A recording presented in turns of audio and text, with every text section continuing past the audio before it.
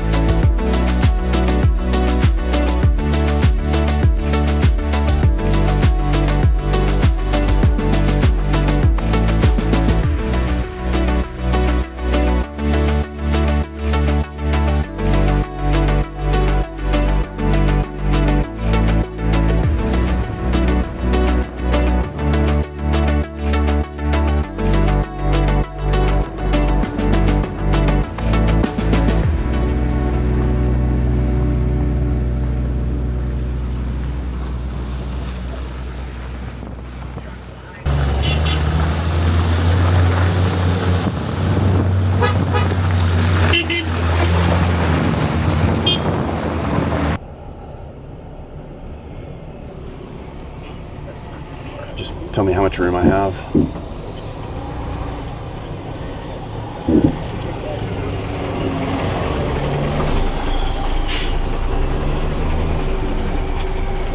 How am I looking over there? I need to know. Okay. You're okay.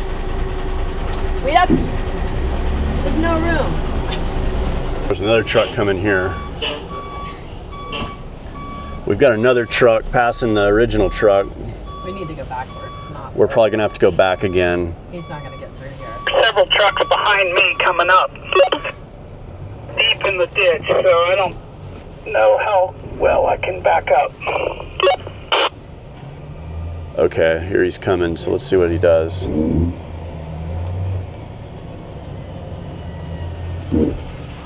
Clear on him. Okay, that's good. Let's get out of here. Yeah.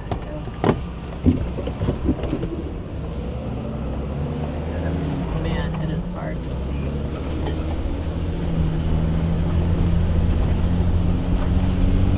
Oh, that was stressful. That was the Death Road.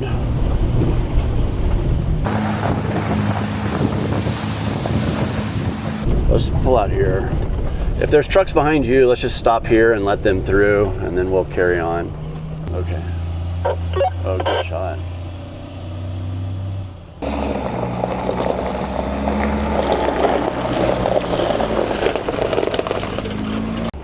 All right, we've stopped here on a hairpin turn where there's some radio towers and whatnot, but there is an old abandoned police station here.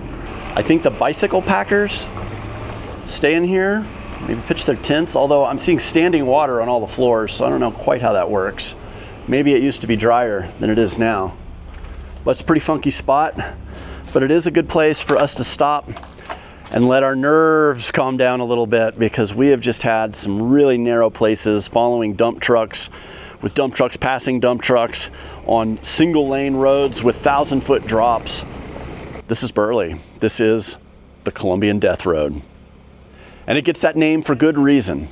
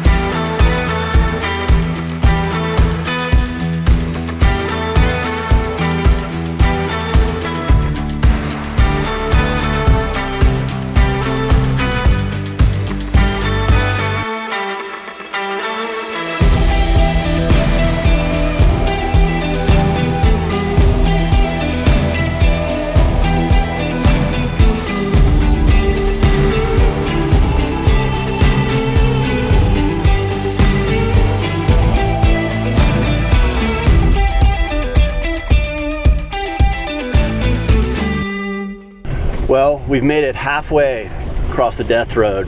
That was just what I would call the pass. Truck coming your way. Okay, thanks. You want to let him pass here? I think so. He's coming around.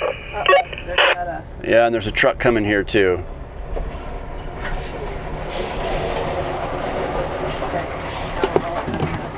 Coming behind us. Horry's got a truck behind him. see if he can back up at all. We can't go any.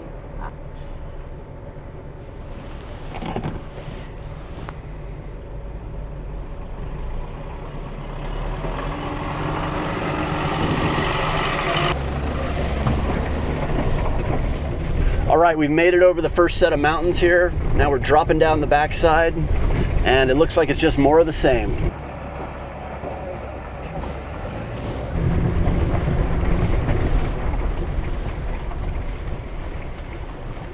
It may seem like there's complete pandemonium going on all around us, but there are some rules of the road that everyone seems to be following. It's a series of honks and flashes with the light. The trucks are really good about yielding, even though everyone tries to give them the right of way. But the taxis and the buses are pure chaos. They pass and squeeze between trucks trying to pass each other, and it actually is pretty crazy. Overall, everybody's playing nice except the taxis. Well, they don't call it the Death Road for nothing. There's all these little shrines scattered along the Death Road. Some of them are pretty new. Some of them look like they've been here a long time. What a drive this is. This valley we're in here is just magnificent. It's green.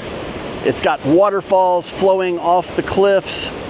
This is a beautiful place. All right, one thing very cool about the Devil's Trampoline is there are restaurants, and we're getting ready to go in one.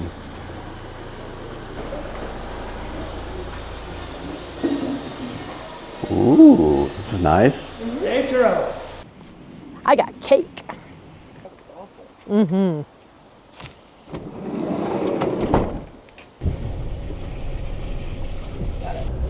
All right, I think that right there was 100,000th truck that has passed us going the other way, where we stop and pull over and let them through. And I'm grateful that people do that, because this is a really skinny road.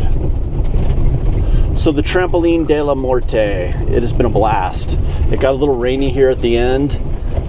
It's kind of muddy, but it's been quite a tour and really interesting to see a part of Colombia that's, I guess I can't totally say it's off the beaten path, but it sure feels like it is back in here and in a really remote area. But here it is. This is the last turn. All right, we're pretty much down. We're just a mile or two from the nearest little town where we're probably going to camp there. A few things I want to share with you guys, because if you're watching this video, there's a good chance you're either wanting to drive this road or you're interested in it in some way. So, what do you need to know about it? Well, it's a long road. It's not technical in any way. It is just a graded dirt road, a gravel road. There are many places where it has some terrible drop-offs, some very unsecure edges of the road, and places where you really just want to be heads up where your tires are. There's frequently landslides that come down from all the steep gullies that are around, and they will bury the road. But from what I understand, the crews here will dig those out usually within 24 hours. So this road, while it does get shut down occasionally, it doesn't stay shut down for very long, because this is a main artery for this part of Colombia. There is a lot of commercial traffic. Today we saw many buses, we saw many taxis, we saw a lot of private cars, and a bunch of motorcycles. Now, everybody does a pretty good job of giving people room on the skinny parts, pulling off at the pullouts and letting you pass, and we did the same. But I gotta say, the people who made this the most challenging and the most frustrating were the taxi drivers. The taxi drivers seem to not have any rules of the road. They just barrel through no matter what's going on, and it's just kind of like they're just gonna push their way through. But with that said, we just would find our pullouts, we'd wait, we were pretty patient, we took our time, and it was really no big deal getting through. There were some parts of the route where it was very foggy and hard to see. I was using my driving lights, not necessarily to help me see better, but to help other people see me. You know, sometimes I'll turn on my rear lights just to allow people to see me easier from the back. But it didn't last all that long. We went through it for maybe 30 minutes, and then we crested the mountain, and we were going down the other side, and it was not foggy over there. Now, all day today, we had a 50% chance of rain, and it did rain probably half the day. The road seemed to hold in there. It wasn't so much rain that all the rivers were flooded. I think if that was the case, you probably would not want to do this route when the rivers are flooding, because I think the landslides would just be going off, and you have a good chance of maybe getting stuck back there, or even worse, a landslide pushing you off an unstable part of the road, and that would be a bummer. So it took us about 8 hours to do the route. Now we stopped a lot to film and to fly the drone and to take pictures, and we did stop for lunch. So I think if you guys aren't interested in documenting your trip, you could probably do it in 5 hours, maybe 6, depending on how fast you want to go.